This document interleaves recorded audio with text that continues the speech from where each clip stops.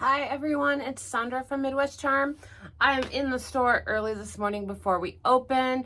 Our daughter's wedding is this weekend and we're going to be closed on Friday for that. So I'm trying to get some more prep done for Duluth Junk Hunt and for items for the store. So I am working today. I've got an old cupboard door and I'll tilt this down once I start working. It's just a cupboard, it's not even old. It's just a cupboard door. It's actually an IKEA one. The sticker is still on the back. I am going to be using some Roycycled Decoupage paper. I'm using flour sacks. I'm not entirely certain which one of the two I'm going to use yet.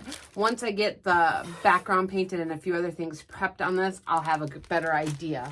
I may end up throwing some transfers over that, possibly some stamps. I haven't totally decided. I figured once I get to that point, I will share what I'm using.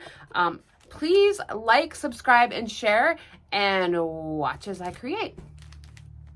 I'm using Country Chic Serenity to put 2 coats of paint onto the inset of this cabinet door, and I will also be using Country Chic's satin top coat to apply my decoupage paper. I will put a generous amount down after I cut it out and put it in there. I use a wet damp rag just to smooth it all out, and there you go. Here's our finished product. What do you think?